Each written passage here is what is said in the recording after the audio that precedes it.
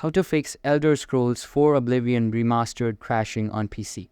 Hey guys, welcome back to another video. In this video, I'm going to show you how to fix the Elder Scrolls Remastered 4 Oblivion Remastered if you're dealing with crashing. Make sure to watch till the end so you don't miss any crucial steps. Let's get into it.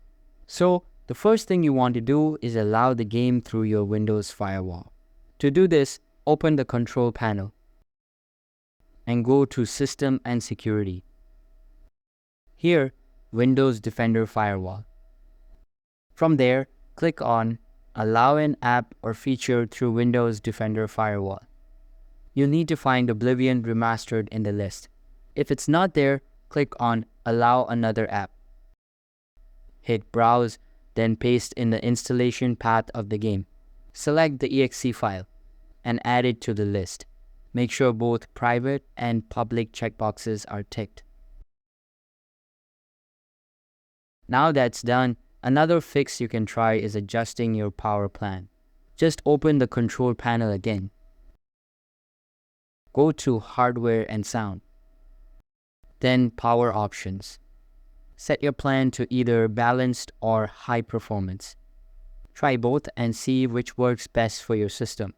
If you're using Intel's Extreme Tuning utility or any overclocking tool, you might want to turn it off. In some cases, lowering the performance score to around 556 has worked for users. But if you're not using any overclocking, you can skip this step. Next, try running the game directly from the installation folder instead of through Steam. Right-click the exe file for the game, go to Show More Options. Click Properties, and then head over to the Compatibility tab. Check the box for Run this program as administrator and also check Disable full screen optimizations. If the game still doesn't launch, try running it in compatibility mode for either Windows 7 or Windows 8 and see if that helps. And that's pretty much it.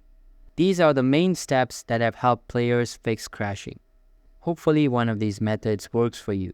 If you found this video helpful, make sure to hit the like button, subscribe to the channel, and turn on the bell so you don't miss out on future fixes and updates. Thanks for watching, and I'll see you in the next one.